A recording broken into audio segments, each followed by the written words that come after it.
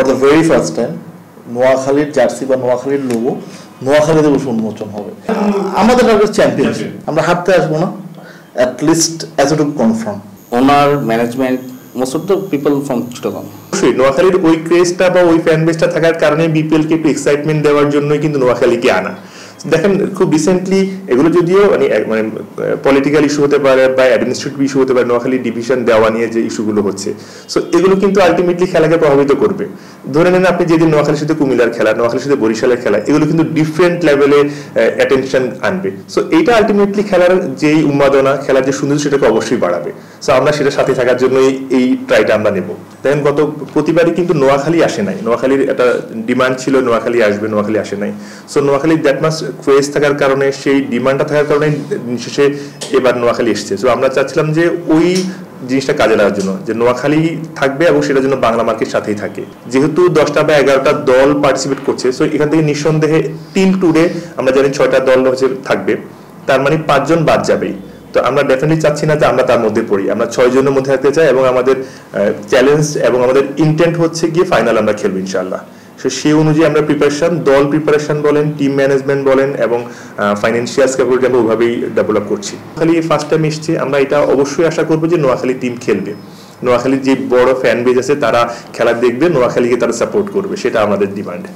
If possible, যদি আমাদের এটা সম্ভব হয়, তাহলে আমরা চেষ্টা করব for the very first time নোয়াখালীর জার্সি বা নোয়াখালীর লোগো নোয়াখালীতে বসে উন্মোচন হবে, যদি আমরা এই অপরচুনিটিটা পাই।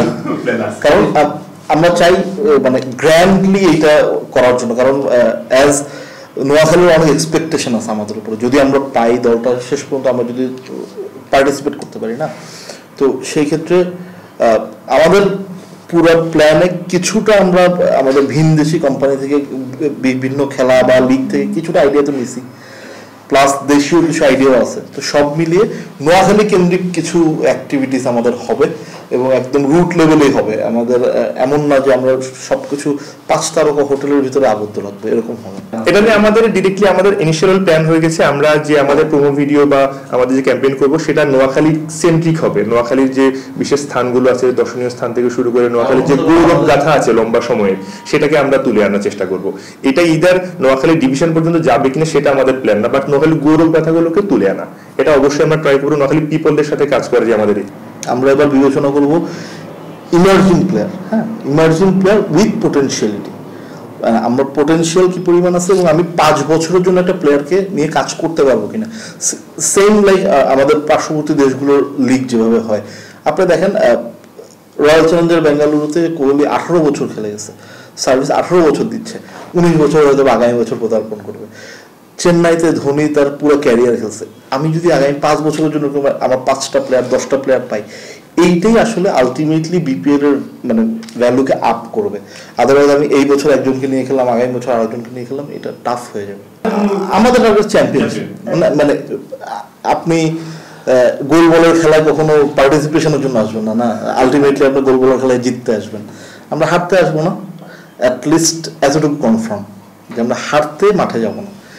হ্যাঁ, আমরা একটা থিম সং করার, ওটা কাকে দিয়ে পাবো সেটা এখন বলছি না। আমরা থিম সং ডেফিনেটলি আমাদের প্ল্যান আছে এবং সেটা পুরোপুরি নোয়াখালীকে দিক, নোয়াখালী, ফেনী, লক্ষ্মীপুর বা ইভেন আশপাশের যে ডিস্ট্রিক্টগুলো, ওগুলোকে ফোকাস করে সেখানে যে বৈচিত্র্য আছে, সেখানে যে গ্লোরি আছে, সেগুলোকে তুলে ধরেই আমরা থিম সংটা করার প্ল্যান আছে এবং সেটা পুরোপুরি নোয়াখালী কেন্দ্রিক শুটিং করারই আমাদের প্ল্যান আছে। সো এ নিয়ে আমাদের অলরেডি মিডিয়া বা আদার্স পার্টিগুলোর সাথে কথা হয়েছে, সেটা আমরা ইনশাল্লাহ করবো সেভাবেই।